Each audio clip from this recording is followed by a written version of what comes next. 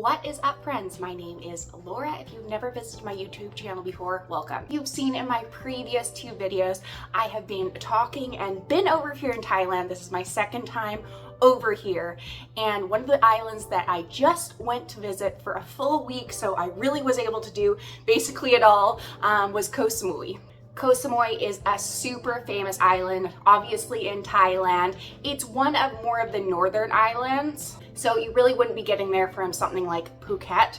You'd probably be taking a ferry over or a plane. Obviously, going into being on the island, I looked at the things that I really wanted to see, and then I still had some extra days, so I went and did some of these. So I'm going to actually share with you 5 of my things that I think you need to do if you're visiting Ko Samui for at least a few days.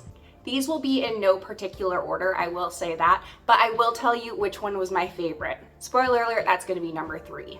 So coming in at number 5 is going to Pig Island. So you can grab any kind of tour. They're not super expensive, and it does come with a really good lunch. Although this isn't specifically on Ko Samui, this island's completely remote, and it's a very easy boat ride in which will be included in the tour right from Ko Samui. There are many different tours that you're able to use to get to Pig Island. The one that I just went with, it was super generic. There's obviously a million and they'll all kind of use the same few, but I just saw a pamphlet in the hotel. I Googled the reviews, looked really good. I sent them a WhatsApp. They asked for what day. I said tomorrow. They asked what hotel. I said blah, blah, blah. And they were like, we'll be there. Easy. So all of them kind of include pick up and drop off from your hotel. Then you'll go over. It'll be about a 15-minute boat ride. If you are seasick, do know that it can have quite a few waves. I think the day that we went, it was definitely the worst weather of the days that we were on Ko Samui. But with that said, it's not something that you need like beautiful weather for, so it worked out perfectly. Then you'll start your snorkeling officially. I will say I was not super thrilled with the snorkeling. You just couldn't see all that much, but it was nice to be in the water and kind of go around. I think you were there for about 30 minutes. You definitely don't need to do that if you don't want to. I think that honestly like half of our group that was on the boat did not actually go and do that, but I just jumped in for a while and enjoyed swimming about. From there, it will be about 5 more minutes and then you're officially at Pig Island, which is very exciting. So as soon as you get there, you are kind of greeted by so many pigs. There's like these little piglets, and I'll put lots of pictures and videos while I'm talking here. But it's actually really cool because you get to learn about the history of Pig Island, which was kind of fun and exciting. They're all treated really, really well. They obviously have so many visitors that just give them love all day, and I'm sure they honestly are like by far the most spoiled and well-treated pigs in the world. So it was actually really cool. I've never like experienced anything like that, and yeah, the piglets were just so cute. All right, coming in at number 4 is going to be just like any other parts of Thailand. Honestly, the food's amazing, but what makes this island unique to more like a Chiang Mai or a Bangkok is it has so much more seafood there. And I'm not like a seafood lover, but I definitely will try it along the way. And it was so fresh and good. There are so many great places around, and basically any kind of dishes you'd have, you were given the option, of course, of chicken.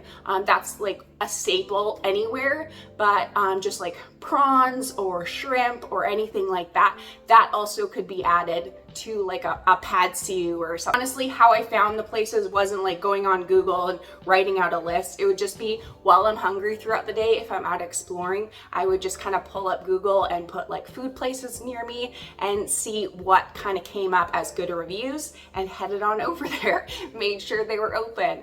I will say, like, it was so good, and I'm not like a super classy restaurant person when I'm traveling, especially to those kind of places. I like a little mom and pop place. So I just really enjoy, you know, just you can't go wrong with a cheap like pad thai, obviously, while you're over there, and you'll kind of be they'll be so grateful for your service. There'll obviously be other people there, and you can sit and enjoy yourself for a very good price.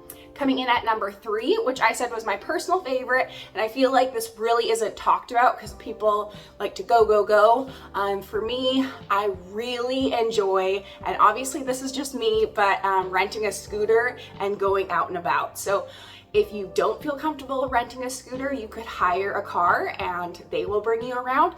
The island itself is quite small, so like you could just do like a full tour of it in like about an hour.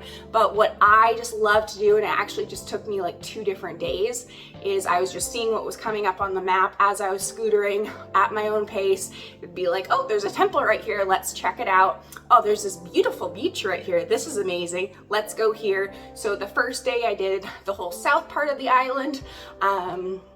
The very southern beaches were honestly like my favorite beaches. I just thought that they were beautiful, turquoise waters, amazing swimming, amazing time just on the beach, that you can get a beer on the beach, happy days. The second day, I did more of the northern part of the island where you saw these really cool temples that I thought were just amazing. Can't imagine myself renting a scooter in somewhere like Bangkok where you're looking in all directions at all times, but it would be honestly really easy driving.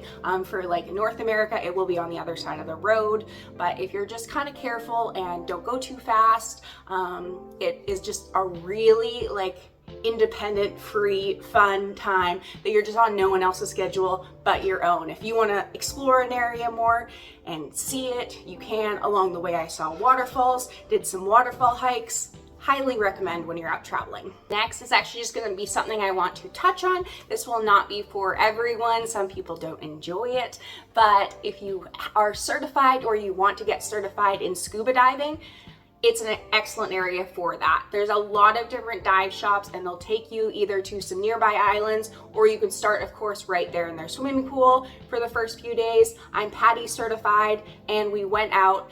I know that sometimes the weather cannot be so great. For me, that was, the visibility wasn't wonderful, but I do know that there's amazing scuba diving in different parts of Thailand, and this is one of the islands that it can be great for. So if you are interested, it's obviously going to be a little cheaper over in Thailand, but for the most part, they are all, like mine was a German instructor, and it was just a really fun time. I also just loved that it was warmer water.